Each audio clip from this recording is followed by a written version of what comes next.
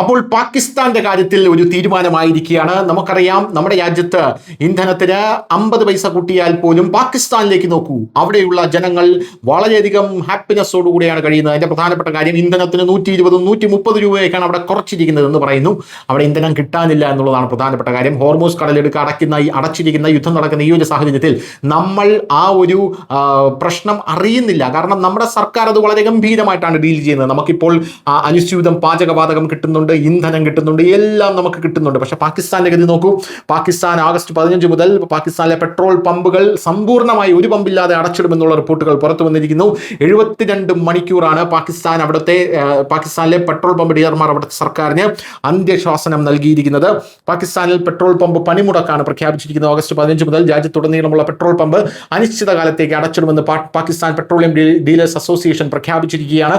സർക്കാർ തങ്ങളുടെ ആവശ്യങ്ങൾ അംഗീകരിച്ചില്ലെങ്കിൽ പ്രക്ഷോഭം തുടരുമെന്ന് ഡീലർമാർ വ്യക്തമാക്കുന്നു.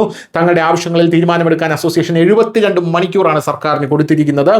ചൊവ്വാഴ്ച നടന്ന പത്രസമ്മേളനത്തിലാണ് Pakistan petroleum dealers association chairman Malik Khuda Baksh petrol പമ്പുകൾ അടച്ചിടാനുള്ള തീരുമാനം പ്രഖ്യാപിച്ചത്. പെട്രോൾ ഡീലർമാരുടെ പ്രധാനപ്പെട്ട ആവശ്യം എന്താണ്? പെട്രോളിയം ഡീലർമാർ വളരെ കാലമായി പെട്രോളിന് 8% മാർജിൻ ആവശ്യപ്പെടുന്നു. അസോസിയേഷനിൽ ഏകദേശം 14,000 അംഗങ്ങൾ നിരന്തരമായിട്ടുള്ള സമ്മർദ്ദം ചെലുത്തുന്നുണ്ടെന്ന് അദ്ദേഹം പറഞ്ഞു. തങ്ങളുടെ ആവശ്യം അംഗീകരിക്കാൻ ഡീലർമാർ സർക്കാരിന് 2 ആഴ്ച സമയം നൽകിയിട്ടുണ്ട് എന്നാണ് പറയുന്നത്.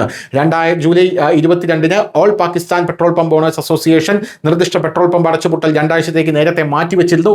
ആ സമയത്ത് പെട്രോളിയം മന്ത്രി അലി പർവേസ് മാലിക് ഡീലർമാർക്ക് അവരുടെ പ്രശ്നങ്ങൾ പരിഹരിക്കുമെന്ന് ഉറപ്പ് നൽകി. എന്നാൽ ഒന്നും തന്നെ പാലിക്കാത്ത സാഹചര്യത്തിലാണ് ഇപ്പോൾ പെട്രോൾ പമ്പ് ഉടമകൾ അവരുടെ പെട്രോൾ പമ്പുകൾ അടച്ചിടാനുള്ള തീരുമാനം പാകിസ്ഥാനിൽ എടുക്കുന്നത്. News desk news India Malayalam.